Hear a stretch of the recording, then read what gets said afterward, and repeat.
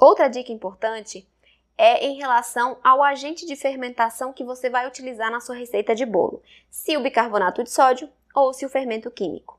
Qual é a diferença? Bom, o fermento químico, ele tem dupla ação, ou seja, ele vai ter uma ação inicial quando você mistura ele à massa, né, que você vê que ele já começa a fermentar, a soltar bolinhas de ar dentro da massa, e a segunda ação é quando você coloca ele no forno. Então, quando ele atinge uma determinada temperatura, ele começa a segunda ação. Então, por isso que o seu bolo ele cresce dentro do forno também, devido ao calor que vai ativar o fermento químico. Quando você utiliza somente o bicarbonato de sódio, nós temos dois problemas. O primeiro é que ele tem uma ação simples. Então, você jogou na massa, ele vai começar a reação dele. Se você não levar para o forno imediatamente, a ação dele vai acontecer toda e você vai perder a massa porque dentro do forno ele não vai crescer, tudo bem? E o segundo problema é que, como o bicarbonato ele tem uma ação mais fraca do que o fermento químico, você precisa adicionar em uma quantidade maior. E isso vai causar um problema de sabor na sua massa.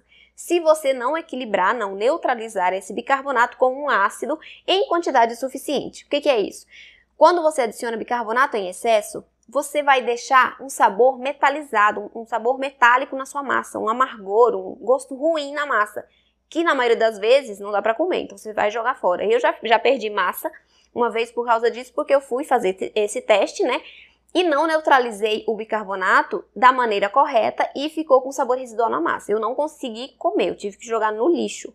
E, além disso, o meu bolo não cresceu muito, ele ficou baixinho. Então, tem que ter muito cuidado em substituir o bicarbonato pelo fermento químico. Eu não indico, justamente por causa disso, porque o bicarbonato de sódio, ele vai liberar o carbonato, que é o responsável, né, que é a molécula responsável por dar esse gosto ruim na massa, e você precisa saber exatamente qual é a quantidade de ácido que você precisa utilizar naquela massa para neutralizar a quantidade de bicarbonato que você colocou.